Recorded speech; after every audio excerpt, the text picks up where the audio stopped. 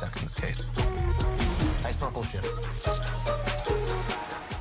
Hey everyone, every good crime story needs a duo, the mastermind and the thrill seeker. Today, we're talking about the modern version of Bonnie and Clyde, except their getaways weren't on dusty roads but through cryptographic keys. The infamous heist involving Bitcoin Bonnie and Clyde is legendary for a reason. We're going to get into how they pulled it off and what happened next, and where are they today? Are they sipping cocktails on a secret island, or has the law caught up to them? Let us find out, shall we? Before we go into our explanation, we have a very small request. If you like our content, please support us by subscribing to our channel. This is a small click for you, but for us it means an awful lot. Thank you, and let's begin.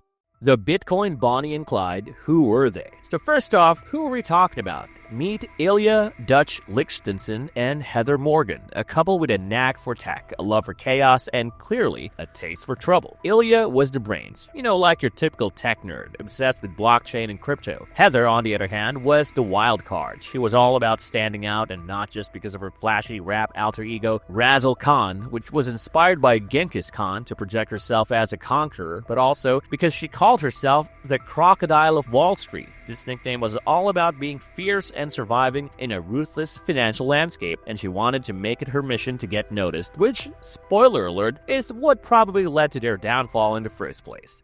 The biggest heist in history. What happened? Alright, let's dive into the heist. Back in 2016, Bitfinex was one of the biggest cryptocurrency exchanges got hacked. A whopping 119,756 bitcoins were stolen. At the time, that was worth about $71 million.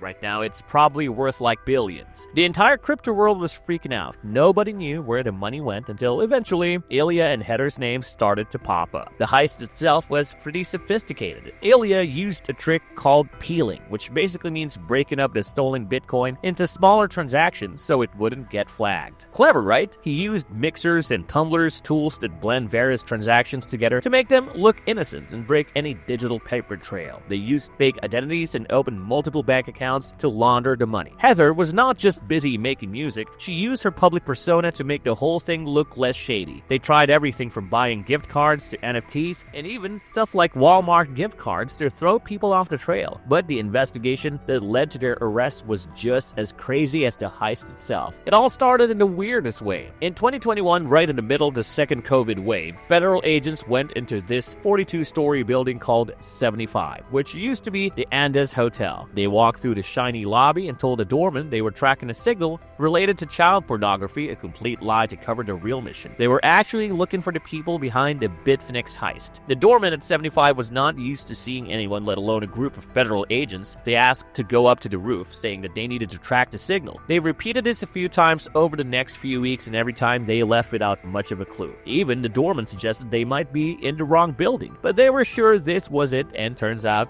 they were not wrong. It was not child porn they were after, it was way bigger. The crime that started back in Hong Kong in 2016 when someone found a flaw in Bitfinex code made off with nearly 120,000 bitcoins. After years of digging and tracking those digital breadcrumbs, the agents finally found their target, a young married couple with a Bengal cat named Clarissa, who even had her own Instagram. The agents started focusing on one specific floor. The signal they were tracking got stronger. They were about to discover that the masterminds behind the biggest crypto heist were just living their lives right there out in the open, using the stolen money to build their weird personas and fund all kinds of bizarre projects.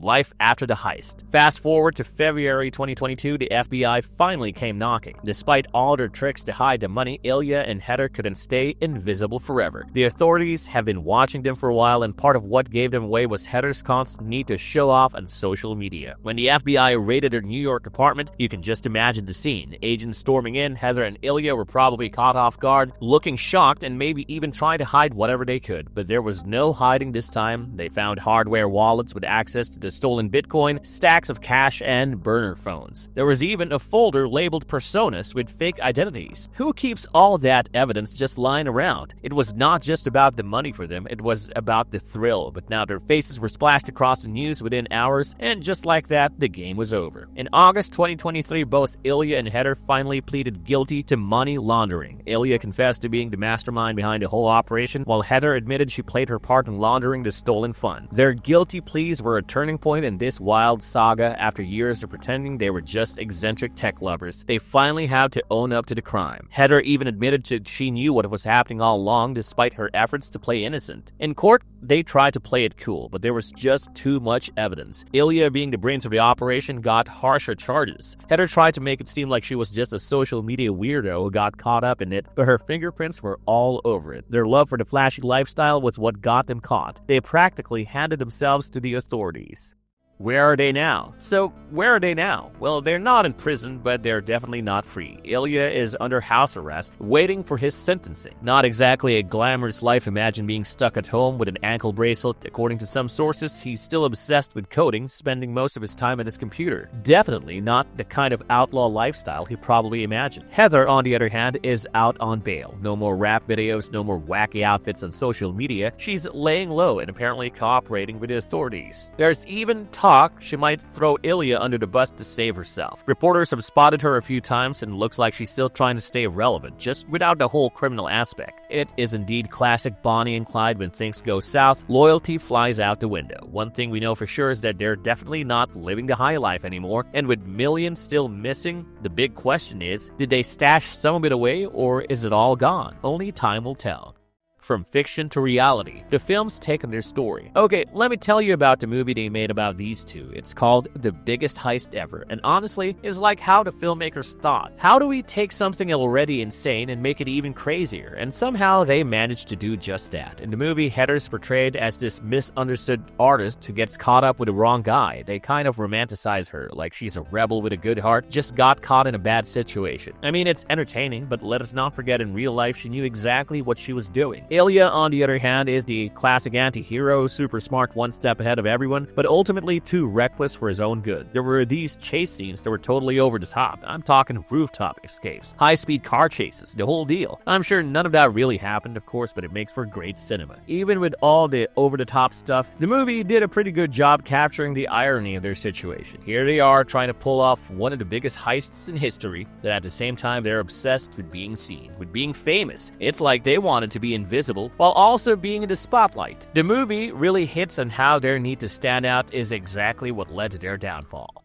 Conclusion. Wow, what a wild ride. It is hard to even imagine having the guts, or rather the sheer recklessness, to pull off something like this. The idea of playing with billions of dollars and stolen crypto, thinking you can outsmart everyone. It is almost beyond belief, but here's the real question. If you had all that money, what's the first thing you'd do? Would you try to live it up like they did or stash it away somewhere? Let us know your thoughts in the comments down below. And of course, if we missed anything or you've got theories of your own, we'd love to hear them. Don't forget to like, share, and subscribe for more mind-blowing stories like this one.